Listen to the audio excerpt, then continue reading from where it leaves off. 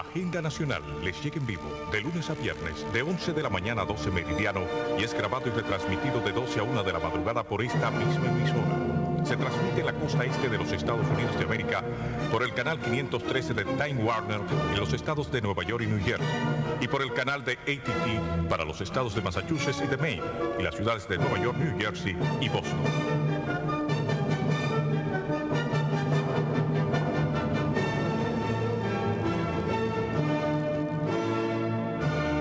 Saludos dominicanos en todo el territorio de la República y en ultramar en la costa este de los Estados Unidos de América e igualmente a todos sus habitantes de habla hispana. Hoy jueves 23 de enero del año 2003 les traemos otra edición de Agenda Nacional.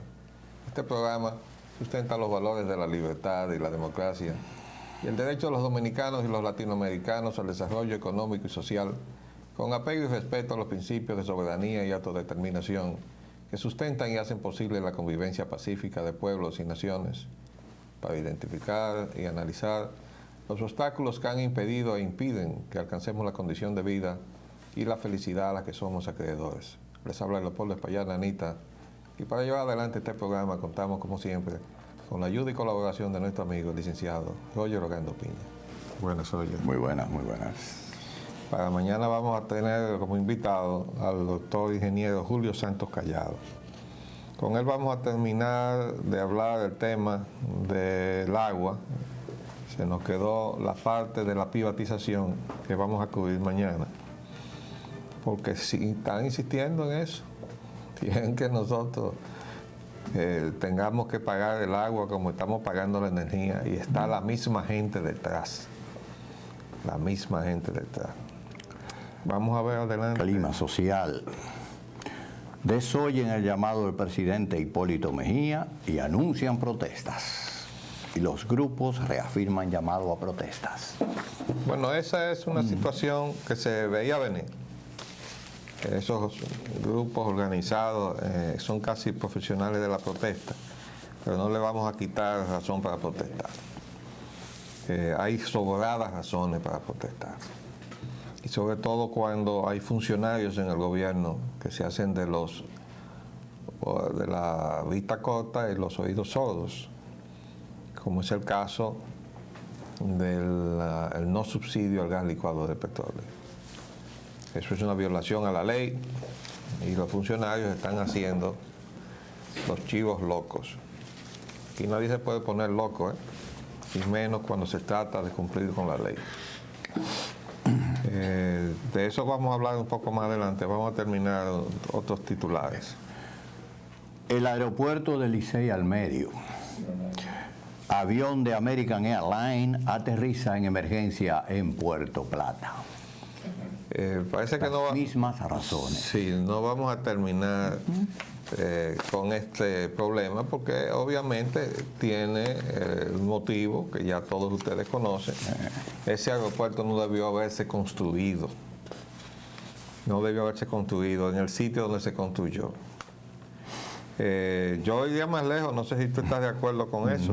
Yo creo que no se necesitaba ese aeropuerto. Bueno, yo le propuse como compensación a Santiago que el dinero que se iba a gastar en ese aeropuerto lo gastara en hacer una vía expresa con su túnel por la ruta vieja que llevaba al cruce de la carretera de Puerto Plata con Sosúa, en lugar de dar la vuelta por detrás, por donde está el túnel ahora, ¿no?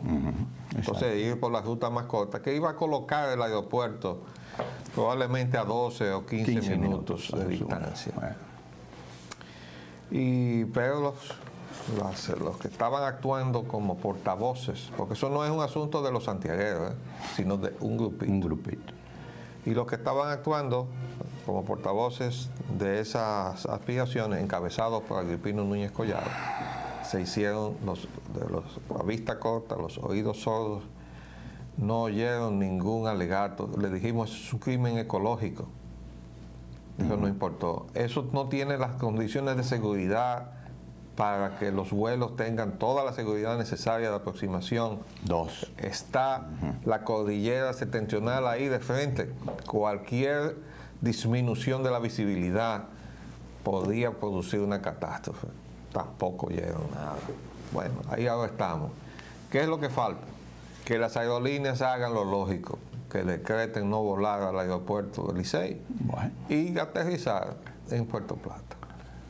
El problema estriba en que ellas pudiese llamársele también copartícipe de esta situación, porque alguna previa consulta se hizo con ellas para que ellas estimularan que se construyera ese aeropuerto. De hecho, es otro más de los graves errores que se ha cometido aquí. ¿Está cierto en eso de que se le consultó? Sí, previamente se le hizo algunas consultas a 2 o 3 líneas aéreas, sobre todo las domésticas. Ah, no, pues yo estoy hablando de las líneas internacionales. También American Airlines, que quería congraciarse mucho con cuando tenía cierto grado de competencia en el país con otras líneas aéreas. Vamos a oír la noticia, oigan lo que dice. Un avión de la aerolínea American Airlines con más de 40 pasajeros a bordo aterrizó de emergencia esta madrugada en el Aeropuerto Internacional General Gregorio Luperón.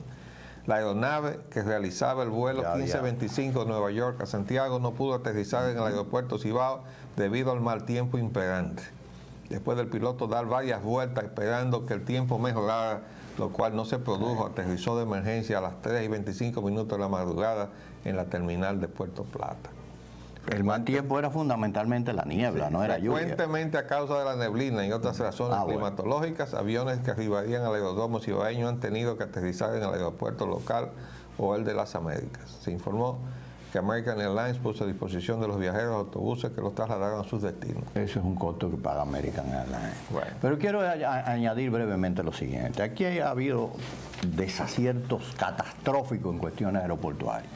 Ahí hay un aeropuerto que se llama Arroyo Barril, que nunca ha aterrizado una aeronave comercial ahí.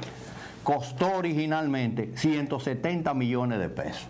En aquella época, cuando el peso valía, el primer gobierno del doctor Balaguer, que tenía algún valor, creo, de menos del 5 por 1.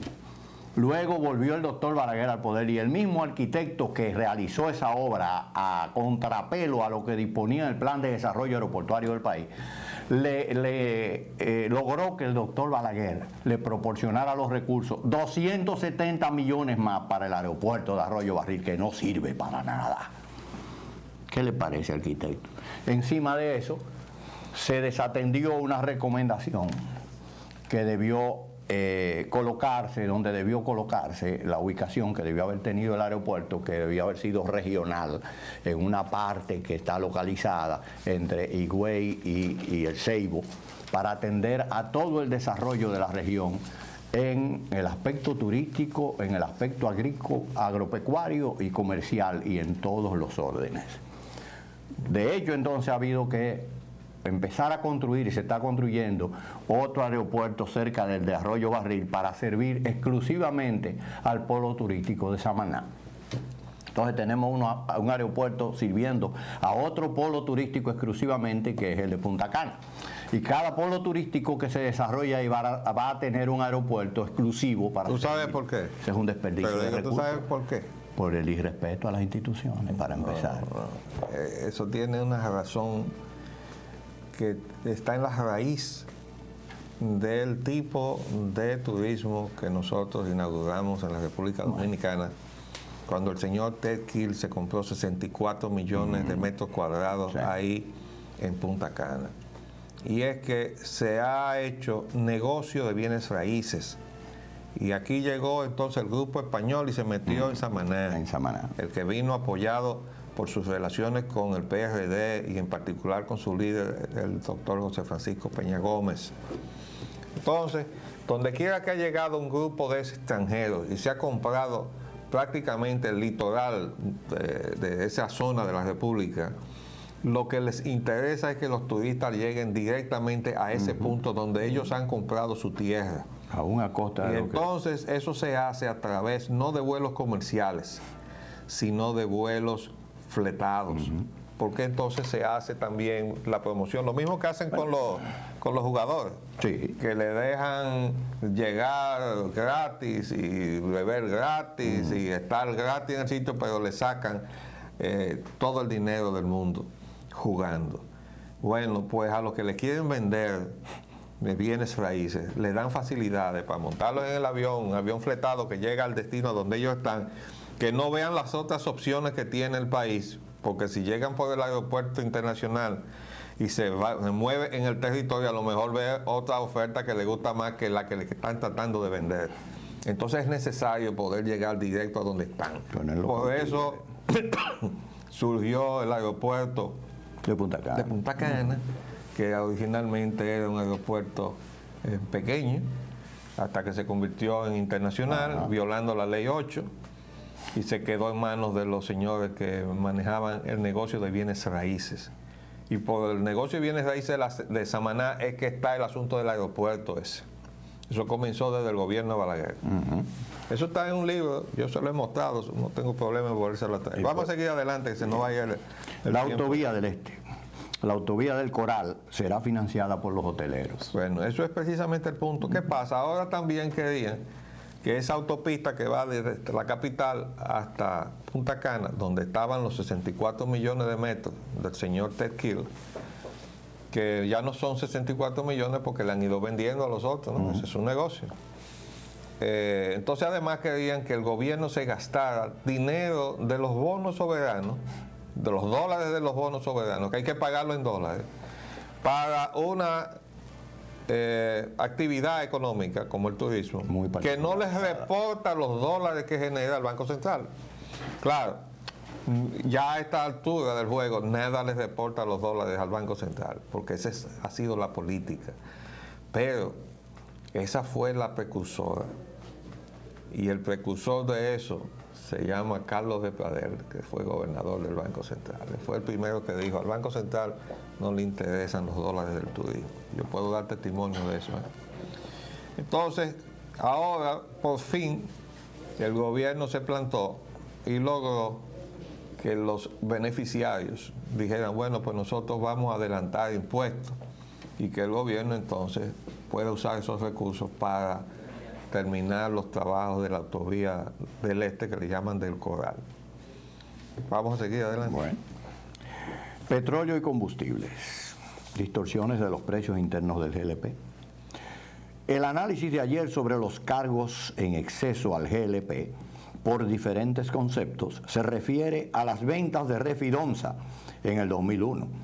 Exclusivamente 2.858.000 barriles, 120.036.000 galones. República Dominicana. No. Esa importación, sí, o esa venta que hizo Refidonza en el 2001, que era el último dato que tenía su publicación en el internet. Yo tuve que utilizar esa información porque no está actualizado, no está el año 2002, y además estaba incompleta la información que salía en el internet de la Secretaría de Industria. Ahora yo tengo los datos completos y puedo decirle lo siguiente: efectivamente, los 180 millones 181.254.360 que yo había calculado para el año 2001 es un poquito más. Refidonza solamente, porque eso eran las ventas de Refidonza, eso no es la totalidad del negocio del GLP, recibió 183.149.991 de más, es decir, eso es el excedente exclusivamente por encima de lo que tienen los demás productos. Eso no es eliminando el cargo, sino eliminando el exceso que tiene sobre lo que pagan los demás productos en cada uno de los rubros que nosotros especificamos. Y eso le representó a Refidonza en el año 2001 183 millones adicionales a lo que le entró por vía de lo que sería normal del negocio, de lo cual al Estado le tocó la mitad, que serían 91.574.000 o 575.000, pero le hacía el bolsillo la otra mitad. ¿A costa de quién? Del bolsillo de los dominicanos. En totalidad, en el año 2001, del bolsillo de los dominicanos, en una expoliación injustificada que no resistiría un análisis en un tribunal responsable, se le sacaron del bolsillo 397.627.000 pesos a los dominicanos, ¿verdad? Y en el año 2002, como se redujo ligeramente el monto del consumo, pues bajó a 391.699.000 pesos. De más, ¿eh? Eso es lo que se le ha sacado. Díganme ustedes si es posible que se esté manejando el sector de combustible y de energía del país de esa manera. Es que no hay nadie que esté en el gobierno defendiendo los intereses del pueblo dominicano. Es injusto, absolutamente. Eso es absolutamente, esto es un fraude, ¿eh? Y yo voy a decir esto. Esto es producto de una decisión que se tomó a raíz de que entró en el negocio la terminal de San Pedro de Macorís. Y eso fue en el gobierno de Leonel Fernández. Y a mí me dijo el actual presidente de la refinería, el señor Amado y Justo Duarte, en mi casa, cuando me visitó, recién nombrado él, a documentarse un poco del cargo que le habían designado, que esas medidas que se habían tomado se habían hecho para beneficiar a la terminal de San Pedro, pero que no había habido más remedio que extendérsela a todas las terminales, o sea, incluyendo a Refidomsa y también a Asua. Pero se hizo para beneficiar a esa entidad. ¿Ustedes saben por qué? Porque ahí estaba metido el señor emparentado con el entonces secretario de Industria y Comercio, el señor Luis Manuel Bonetti, y el señor Arturo Santana, que es el presidente de esa entidad. Entonces, desde ahí, y esa es la acusación y el expediente que yo sometí, que se investigara dónde había ido a parar el subsidio del Estado al consumo doméstico. ¿Por qué? Bueno, porque había detectado, en el caso muy particular de nosotros, los que vivimos en el hotel, en el condominio Embajador, que nos estaban cobrando tarifa comercial. Cuando nos tocaba aplicar la tarifa doméstica. Sin embargo, ellos estaban cobrando para todo el consumo doméstico el subsidio del Estado. O sea, un fraude a nosotros y un fraude al Estado. ¿Qué se hizo con ese expediente? Absolutamente nada, porque estaba sentado en la Secretaría de Industria y Comercio, el señor Lockwood. Y cuando el Procurador General de la República, a quien le enviamos o le entregamos copia del expediente, se lo remitió al entonces Secretario de Industria y Comercio, él contestó diciendo que no había ninguna evidencia de las acusaciones que nosotros hacíamos, y las evidencias estaban anexas al expediente que se le depositó allá en la Secretaría de Industria y Comercio. Lo que pasa es que así se escriben las cosas, ¿eh?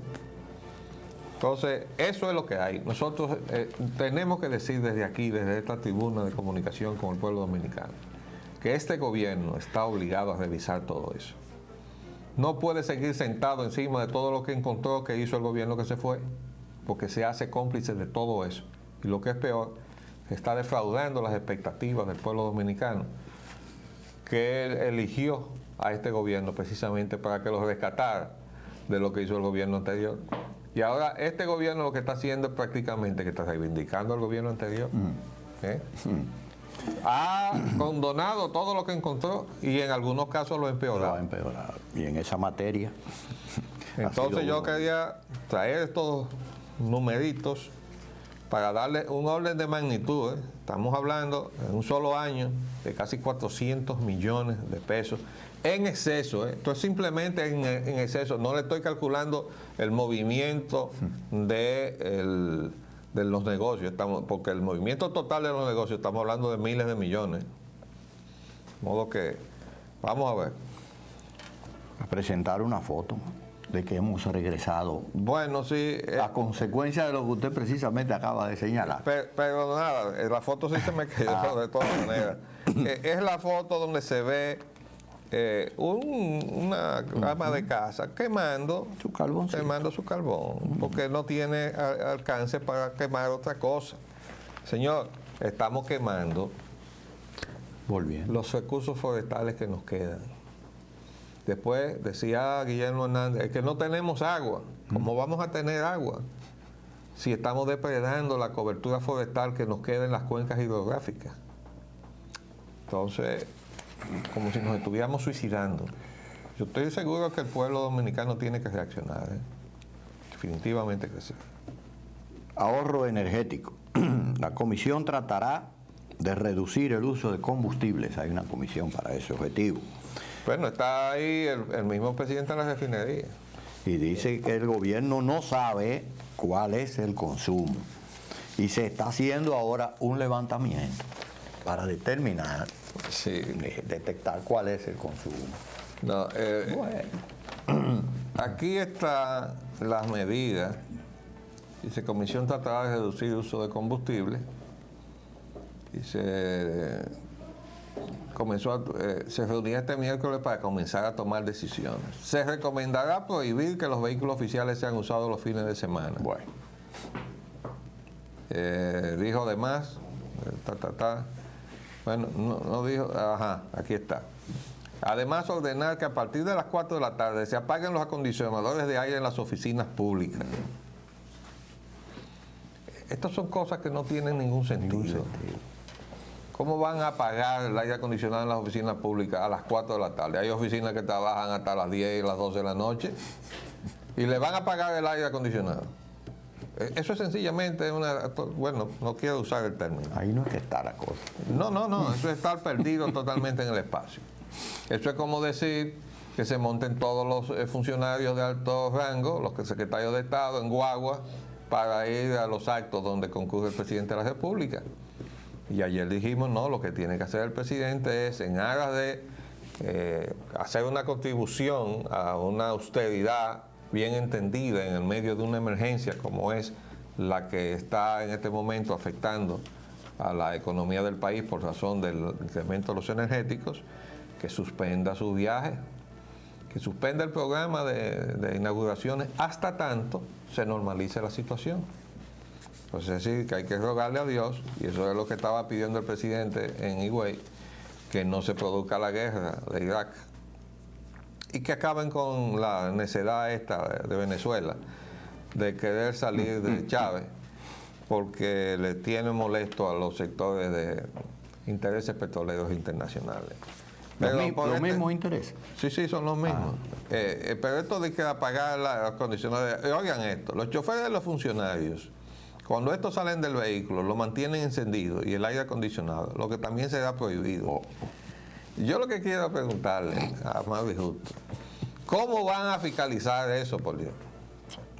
Van a designar un cuerpo de supervisores especiales de los choferes, de los funcionarios, para fiscalizar que no tengan encendido el vehículo con el aire acondicionado mientras el funcionario está afuera para que encuentre frío el vehículo cuando regrese. ¿Cómo lo van a fiscalizar? La Policía de Ahorro Energético. La Policía de Ahorro Energético. Ese es otro. ¿Es otra? Sí, porque aquella es de cobro. Aquella de cobro energético. Sí.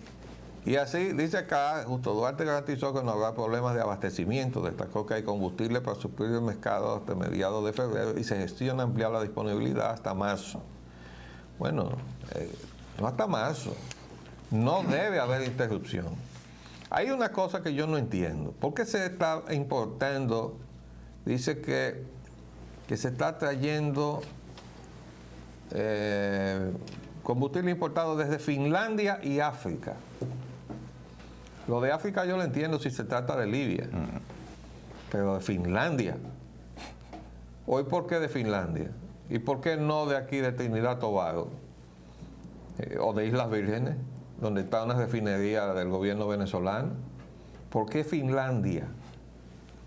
Y todavía lo de Libia sería cuestionable, porque estaríamos hablando de un embarque que salió de esos spots y se compran en alta mar y se desvían entonces al destino que se le traza en el momento que se hace la transacción. Porque hay barcos que están así, flotando en alta mar, sin destino. Entonces, nosotros no entendemos eso, esas compras a Finlandia. Eso debería ser explicado por la refinería. ¿Por qué a Finlandia? ¿Y a qué lugar de África se le está comprando el combustible, el que sea? Petróleo, derivado del petróleo. Conflictos del transporte. Perdón, el otro punto era que el gobierno en este momento no sabe cuánto es su consumo. Mira aquí, Su propio consumo. está en el Caribe. Mira. Cosa que debe llevar mes a mes. El gobierno no sabe cuál es su consumo. Se está haciendo un levantamiento. Es decir, el único dato conocido es que el gasto oficial en hidrocarburos fue de 666 millones de pesos en 2002. Es decir, se sabe lo que se está pagando, porque se reciben facturas de las distribuidoras extranjeras. Pero no les interesa a nadie hasta ahora quién gasta y cuánto gasta y qué tipo de vehículos están usando, si son vehículos que son económicos o no. Bueno, vamos a hacer un paréntesis y volvemos en unos minutos después de cumplir compromisos comerciales.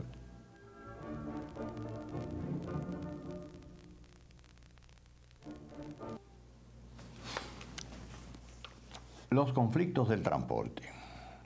Los combustibles seguirán para arriba. La Secretaría de Industria y Comercio dice, viene otra alza en combustible, anunció la Secretaría. Bueno, no sabemos basado en qué se está pronosticando desde ya que este fin de semana viene en alza.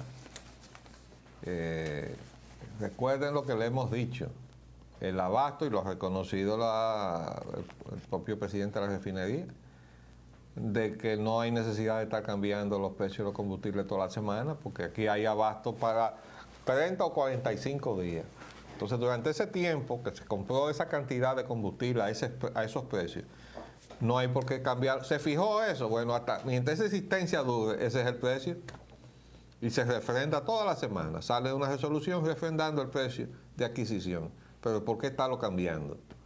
Ah, porque ahí está el negocio de las distribuidoras y la situación de protección o algo más de las autoridades al negocio de las distribuidoras. Pero así está. Y eso desde luego está provocando la reacción. Tenemos un emplazamiento que es seguro que van a subir los pasajes. Y no podría ser de otra forma, ahora diría yo. Reiteran, aumentarán los precios de los pasajes, sí señor. Ahora, crisis energética. Dice aquí, los sindicalistas llaman a jornada de protesta para febrero por el alto costo de la vida. Pero ahí están metidos fundamentalmente los grupos choferiles. Y desde luego que están reclamando, y yo creo que no hay otra salida. Si le están subiendo el precio de los combustibles, ¿cómo no van a subir el pasaje? A menos que el gobierno subsidie el pasaje. Vamos a ver. Hay dos elementos de costos esenciales, que es el precio de los combustibles y la pieza de repuesto, porque con la prima del dólar a veces devaluado, las piezas de repuesto han subido de precio también. Es decir, que déjate de estar sugiriendo ideas a esta gente que a ti te pasó con la prima del dólar. Vamos a ver. La crisis energética. El gobierno reclama a EDES el pago de 1.000 millones. El BID podría mediar entre el gobierno y la Cogentric. Y el gobierno intervendría a las empresas si incumplen con el pago de deudas a los generadores y al gobierno también. Buscan salida al lío de los EDES con el gobierno. Secretario técnico dice que cree inadecuado hablar de intervenir Edenorte o Edesur, los EDES. Fíjate cómo, o fíjense, el secretario de Finanzas dice, ese es Lois Malcún, gobierno intervendría empresas si incumplen con pago de deuda. Y sale el secretario técnico de la presidencia y dice, cree inadecuado hablar, intervenir Edenorte. Él lo que está haciendo es que está debilitando la posición firme de la Secretaría de Finanzas de cobrarle a esta gente, porque estas son gente que nunca han pagado. Y entonces sale este funcionario que se ha distinguido porque por su despacho han pasado los contratos más onerosos que se han enviado al Congreso Nacional. Y aquí dice el secretario técnico de la presidencia, afirmó este miércoles que utilizar el término intervención en el caso del conflicto de Edenorte y Edesur con la Superintendencia de Electricidad es inadecuado, al estimar que ese no es un lenguaje de negociación. Oh, qué altura. Quiere decir que el gobierno está negociando su autoridad, está negociando su responsabilidad contraída con el pueblo dominicano, con todos los que estamos expoliados por este negocio eléctrico. Eso es negociable. Eso no es una negociación. Porque se está negociando con Cogentrix. Y por cierto que aparece entonces de que el BID. En el medio. ¿Por qué el BID? El Banco Mundial también está por aquí metido en el medio. ¿Por qué el Banco Mundial? Bueno, el Banco Mundial es porque el gobierno le tiene apuntado cogerle un dinero al Banco Mundial para pagar, coger prestado para pagar lo que no deberíamos estar pagando. Por suerte que se pagó el gobierno y dijo, no, vamos a cobrar. Y resulta que le debe 1.000 millones. Pero todavía no hemos llegado a la deuda principal. Yo no tengo todavía la información de cómo está desglosado esos 1.000 millones. Dice que son 600 millones de Unión Fenosa y 400 millones de este. Parece que así es que está desglosado. Pero cómo está sustentado el cálculo de esa creencia es lo que todavía no tenemos. Vamos a ver, esto lo vamos a discutir probablemente en la otra semana. Vamos a ver cómo traemos a una persona, que no voy a decir el nombre, porque no le he consultado, que es conocedor de todo esto, a ver si viene a hablar de ciertos detalles que es necesario que el país conozca. Hoy, por cierto, que sale una aclaración en donde se dice que César Sánchez no es verdad que estuvo cabildeando el contrato de Cogentrix, que ahora resulta que tampoco es Cogentrix, sino de una empresa que compró a Cogentrix, que se llama Aquila Inc. Pero eso sigue diciendo que es a Cogentrix que hay que pagarle. Pues bien, y nosotros le habíamos avanzado a ustedes que había 2 administradores de la CDE que estaban ligados a la Siemens. Uno era precisamente Radamés Segura, que estaba actuando como ofertante, así igualito que César Sánchez, consultor de la oferta. Él dice, no, yo no tuve que ver con eso, yo no era más que un consultor. Pero resulta que uno estaba de un lado político, que se llama el PLD, y el otro estaba de otro lado político, que se llama el PRD. Lo que hay que averiguar es en qué momento cada uno de ellos hizo eso, porque podemos caer en un asunto muy delicado de falta de ética.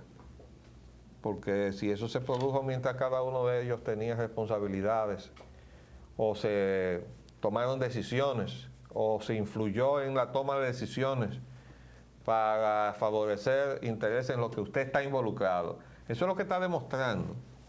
Es la necesidad que tiene este país de una legislación, ya lo hemos dicho muchas veces, como la que tiene Estados Unidos, de conflicto de intereses, para poder establecer las normas de donde la conducta de los funcionarios y también del sector privado que brega con los funcionarios se sale de lo que debe ser lo correcto. Porque donde quiera que hay un corrupto, hay un corruptor. Entonces, estos negocios y estas cosas, y esta dualidad de usted poderse poner 2 sombreros, yo soy ahora funcionario y esta tarde soy sector privado, eso hay que acabarlo, si no, no vamos a acabar la corrupción.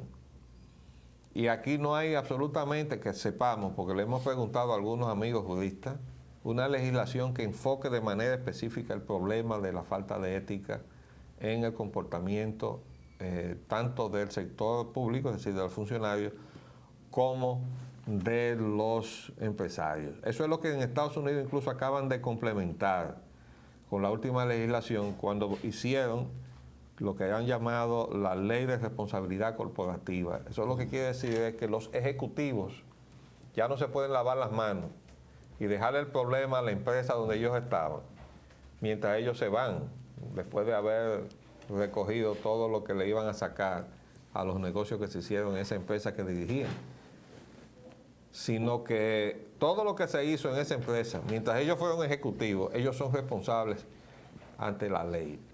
Eso es lo que se llama responsabilidad corporativa y eso es lo que se necesita en este país. Porque aquí hay quebraron una serie de instituciones financieras cuando el gobierno de Jorge Blanco y los ejecutivos y de Balaguer, y los ejecutivos andan por ahí muy campantes, jugando golf y todo eso, paseando en avión. con el dinero de los ahorrantes. Mientras tanto, el Estado, con el dinero de los contribuyentes, está compensando a los ahorrantes. ¿Qué les parece? Muy bien. ¿Verdad? El secretario Malcún afirma que Collentri obstaculiza las negociaciones y dijo que le plantearon este problema al Banco Mundial, que es uno de los intermediarios. En esa negociación es el Banco Mundial, pero en la otra es el Banco Interamericano de Desarrollo, o es al revés. No, lo que pasa es que parece que le han pedido, la Collentri de alguna manera estaba ligada a los dos. Esas son de las cosas que todavía no se saben, no se conocen. Hasta dónde esta empresa, en particular la Collentri, es una realidad, está ahí instalada, pero está ahí porque se usó un dinero, un financiamiento, con del cual en garantía última soberana. instancia es claro, es una deuda del del país. Y entonces ellos se pueden ir, pero como está aquí en la República Dominicana, entonces nosotros los dominicanos vamos a tener que hacernos responsables ante el BID o ante el Banco Mundial de eso que está ahí. Ahora, si es así, pues que se vaya a Collentri. Nosotros nos hacemos responsables y esa planta es de nosotros. Así es que tiene que ser. Desde luego, tenemos que aplaudir que el gobierno está plantado. Y eso es lo que tenía que hacer. El gobierno está plantado, negado a seguir transigiendo con tanto atropello, que por un lado es al gobierno, pero en general es al país. Porque en definitiva somos nosotros los que en última instancia, a través de la tarifa, pues, terminamos pagando todas las cuentas y los platos rotos. En un espacio pagado, Edenorte y Edesur describen los pagos que han hecho por 1.689 millones. Sí, es muy simpático un espacio pagado que ellos han sacado. Tienen una campaña en la prensa. Parece que tienen algún asesor De relaciones públicas o de imagen, o yo no sé. Y entonces están sacando una serie de espacios pagados diciendo que, miren que nosotros, ¿a quién le estamos pagando? Y que a quiénes se están embolsillando. Somos buenos pagadores. Nosotros pagamos y a nosotros nada más nos entra muy poquito, pero quienes realmente están recibiendo el dinero de ustedes son fulano y perencejo, y están haciendo una versión acomodada de la realidad. Aquí está. Entonces, sacan este primer espacio que dice que a la CDE le pagaron 712.79 millones de dólares. A la CDE. Esos son, de dólares. Esos son los que dijeron que iban a traer cuando entraron en la licitación. Entonces vamos a investigar bien eso. Después dicen que pagaron a la empresa de Puerto Plata 5.58 millones de dólares, a Ejitabo 380 millones de dólares y a Ejejaina 404. Pero ya. Y a Palamar a la Vega, es decir, a ellos mismos, porque Palamar a la Vega es Unión Fenosa incursionando como generadora, cosa que nunca se le debió permitir. Violando la ley. Entonces ellos están pagándose a sí mismos 136 millones. Y la Seaboard, ese es el señor González Bunte, por lo menos él está solo ahí, pero está también en Jaina, 50.9 millones. Yo quiero saber cuáles son los 712.79 millones de dólares a la CDE, que según ellos le pagaron Edenorte y Edesur. ¿Cuándo fue eso? Y a César Sánchez que diga si es verdad que lo recibió. Y ahí dice que le pagaron a Ejejaina, pero aquí hay un titular que dice: Ejejaina negocia con Edenorte y Edesur el pago de ese dinero. Bueno, eso es a creencia, ¿no? Parece que es un problema de contabilidad. A lo mejor ahí anda la Arthur Anderson. Debe haber sido. Llevando la contabilidad de alguna de esas empresas para que no se entienda qué es lo que está sucediendo. Fenosa pidió, Unión Fenosa, al gobierno capitalizar solo Edenorte. Ya estamos cediendo. Bueno, pero fíjense, eso es sencillamente inaceptable. Primero porque Unión Fenosa en este país no ha trabajado separadamente con dos empresas. Eso es un sofisma que ha hecho para aparentar que no hay lo que hay, que es un oligopolio. Recurso contable. Un oligopolio. No, yo me enteré de datos más. Unión Fenosa concurrió a la licitación con una figura jurídica que se llama Didoel. Ajá. Didoel es una duplicidad. subsidiaria de Unión Fenosa. Y Didoel es la que es propietaria de Edesur y de Edenorte. Edesur y Edenorte es la empresa mixta. Y quien es accionista es Didoel. Es decir, que Unión Entonces, Fenosa Didoel no se puede desdoblar ahora y decirle al gobierno, mire, yo le voy a dar aquí a participar. Y le hemos dicho que aclare qué clase de participación la administración que están ofreciendo. Porque dicen que vamos a dar la oportunidad de que participen, ¿no? Una cosa una concesión. Sí, muy generosa. Pero en la norte, en la sur no. No, porque no pueden desdoblarse. Pero que teníamos Es una entendido sola cosa. que participábamos en todo, ¿o no? No estaba el gobierno ya participando, de hecho, disque, de acuerdo con los acuerdos que se habían hecho en Edenorte y Edesur y Edeste también. Sí, pintado en la pared. Ah, bueno.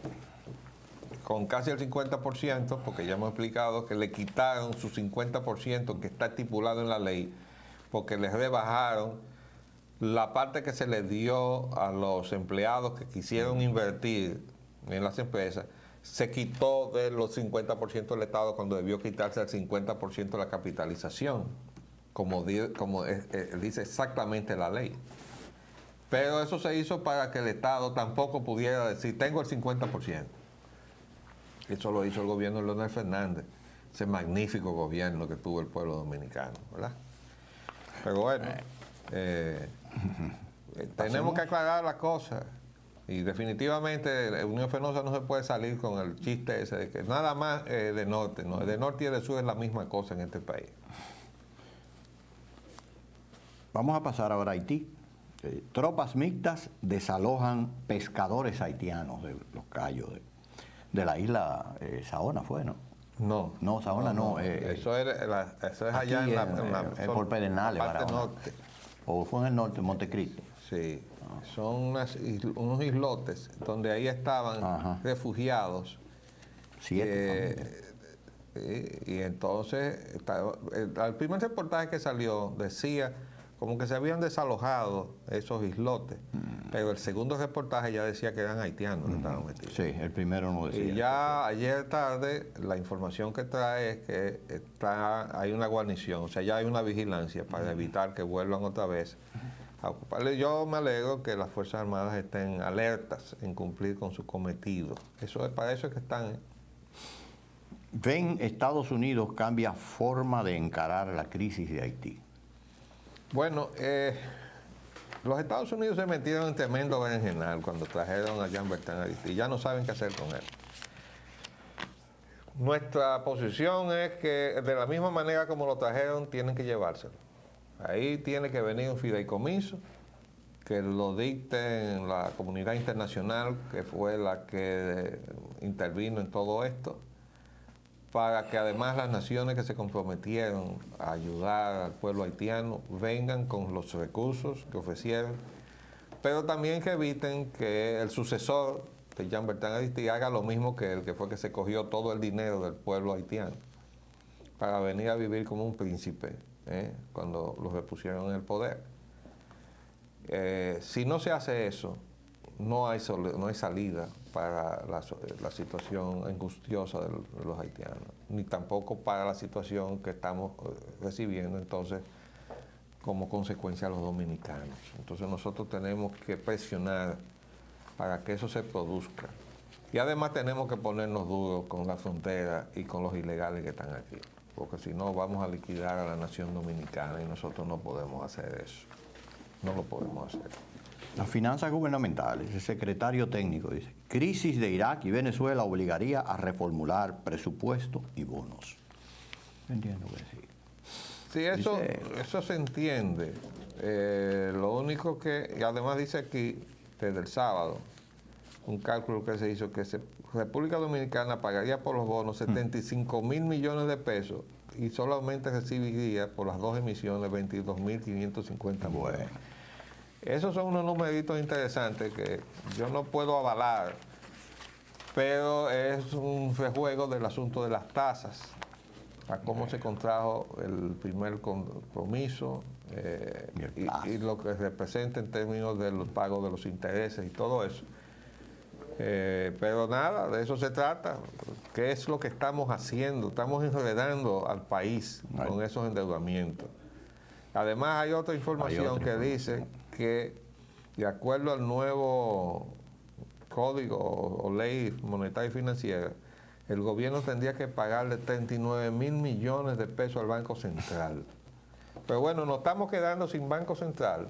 Hay que ¿verdad? pagar. Y ahora hay que pagarle 39,000 millones. Se da para que se liquiden a los empleados, ¿verdad?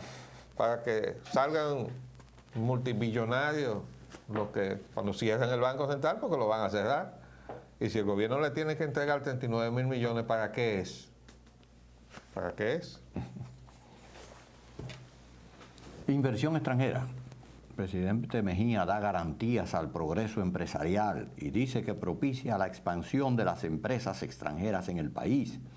Hace visita a las instalaciones de Colgate-Palmolive. Esta es una información de la semana pasada y quisimos dejarla aquí y poder agotarla, porque esa empresa precisamente es un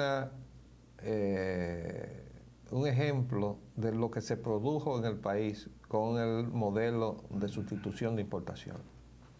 Al igual que Colgate-Palmolive, llegaron a este país una serie de entidades de tipo farmacéutico, industrias farmacéuticas, y esta que se dedica a jabones y otros productos de belleza.